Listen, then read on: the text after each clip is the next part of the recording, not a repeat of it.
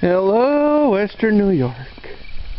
It's a nice day. I got some snow, but at least it ain't blowing. You know, we got a little bit, it kind of all depends on where all you live. And also like how the wind goes around the specific areas and where, some, where snow drifts collect and all that sort of stuff.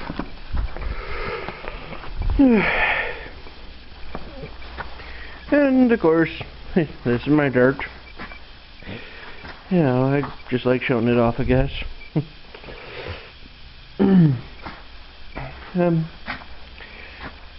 You really can't have too much dirt, I suppose you can make your own compost, and if you can do that, good. On the other hand, looking for buying stuff that stores are trying to get rid of for cheap, like I said, this bag right here, easily $8.80. It was on sale for $4.40. Granted, the other ones are a little bit cheaper. This one here was the reds are $2.40. The green was, I believe, $2.50, and the yellow was $2.90. That would be, well, that's all when things are a little bit frozen at the moment. A little difficult to move, and well, I don't fancy ripping the bags anymore than what some of them seem to be. This does happen. These bags are at least a year old, so yeah, you're gonna have some ripped bags. The old trick is, of course, as the old saying goes, you can fix most anything with the right amount of duct tape. Speaking of which, I may want to get myself a hold of some and duct tape this together.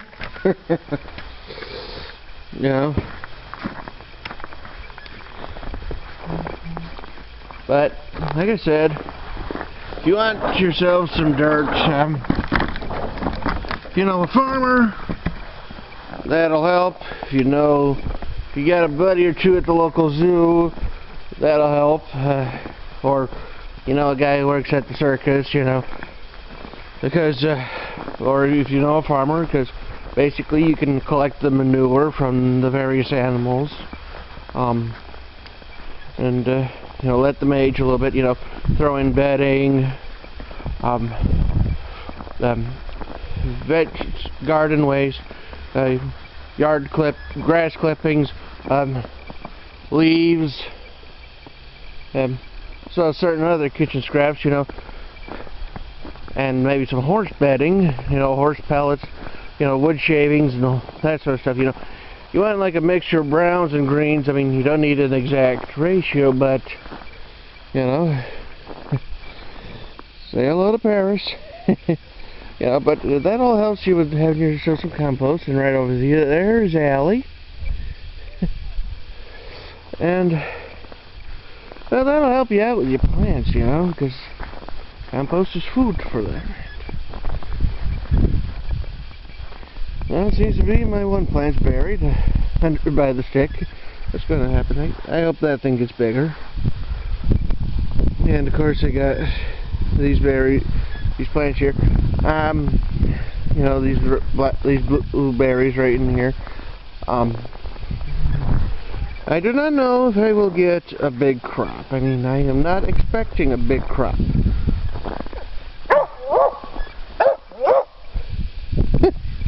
She's always barking at something. In this case, probably barking over at Allie. Like I said, I don't expect too much from these blueberries. After all, I put them in over the summer and fall, so yeah. I mean, these plants are probably a year or two old, maybe 3. You know, I mean, because when I got them from the store, from the nursery, this plant here, this plant, and this plant, they all had berries, you know, a couple. And these plants here, from what I saw, they did have berries when I first saw them at the one nursery, although I bought them after the birds had picked all the berries. But, you know, I mean, I should at least have some. I'm not expecting a huge crop or anything, of course. Well, this year we got my roses. I mean, they're nice, you know. I'd like to see what happens, you know, see if they survive the winter, you know. And right here are my red currants. Like I've mentioned before, they produce a very charged tasting fruit. But I got blueberries, and here's a little trick for you if you got both red currants and blueberries relatively close by. You pick off a handful of the red currants, eat them. Ooh, you get that tart taste. And then you walk right over to your blueberries. And you pick off a handful of them, eat them. Terrific contrast.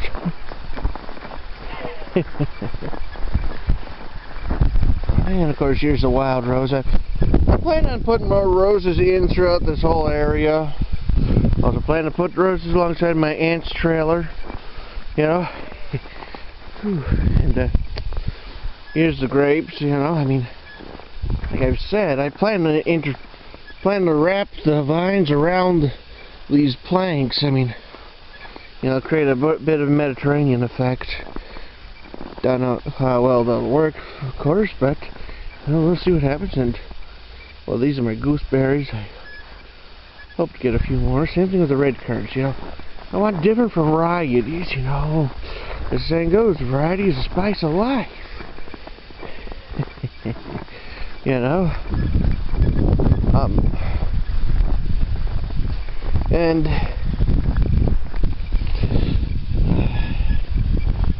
of course,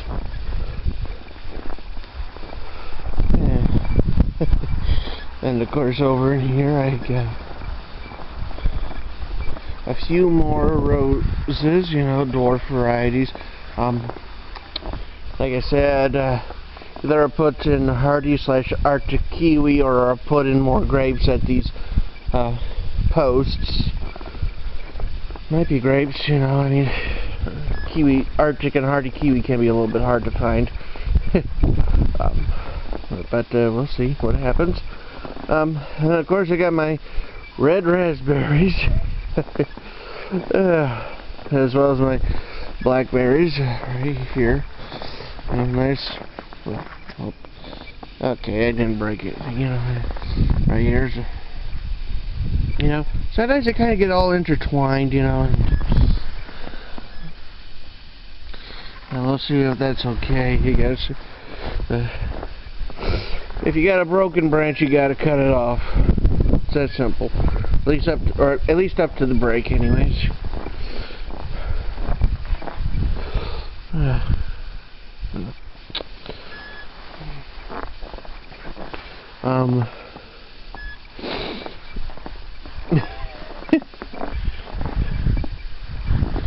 I know this one had a long branch sticking out, and it's got a couple of branches coming off, you know. I mean, I don't know why people say that red raspberries do not branch. I don't know. Yeah, they say that, but because clearly they do. Clearly they do.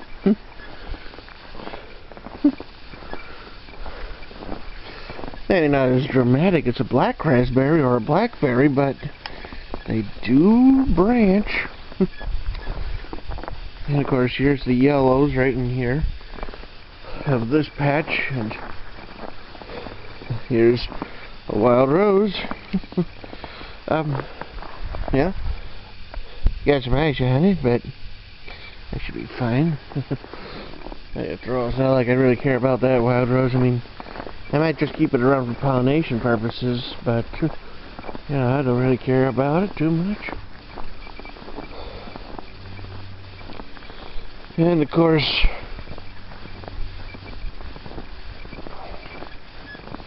over in here, I got my more black raspberries and like,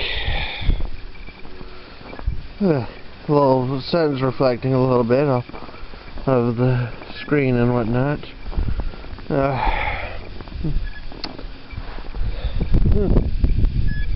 That branch up there is caught pretty good.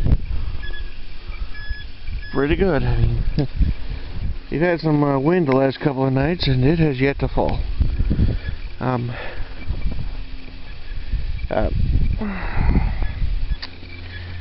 Like I mentioned, well, these are my wild raspberries, you know, and my wild blackberries. Those transplanted ones, and whatnot. And of course, right in about here, I got I helped to turn into a strawberry bed, you know.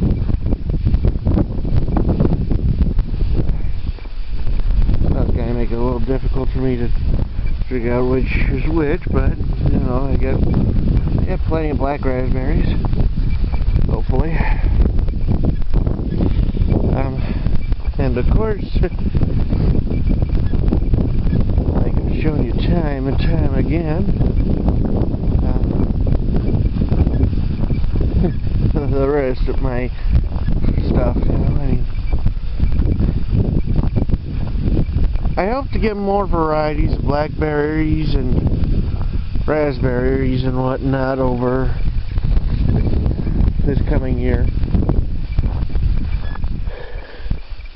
Again, and well, we'll see just what happens if that spot all gets cleared up down over the embankment. I mean, yeah, that'll just be nice. Just be nice.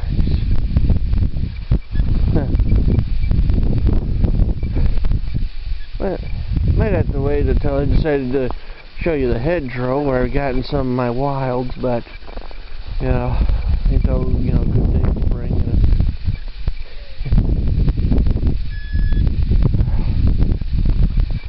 Just a lovely day, really. I mean, you can't go too far wrong. You can't go too far. I mean, it's just real lovely here. Just lovely.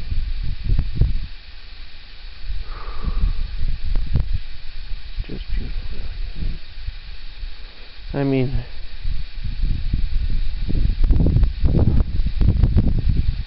can't do too far. You can't go far wrong with a spot like this. I mean, you'll never get me to live in the city. You'll never get me there. Yeah, you might find me at the local library. Yeah, I'll work there, but I will never, ever live in the city. I can't stand crime. I can't stand, you know, how people can be ugly towards one another and all that. I mean, television and whatnot are bad enough. Real life? Hell, now that can be scary. You know,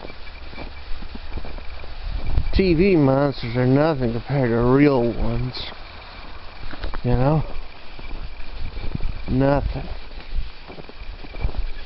Well,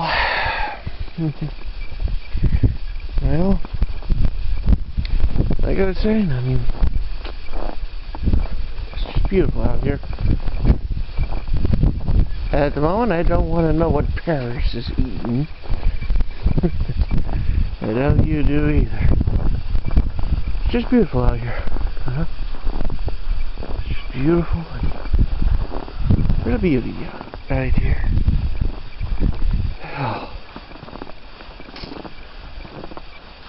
Well,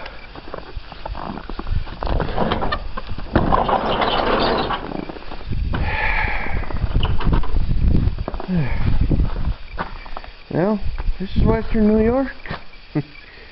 Subscribe if you like this. Comment. Hit the thumbs up and all that other good stuff. Whew.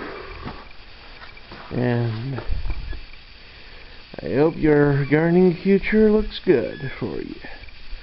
Alright. Goodbye.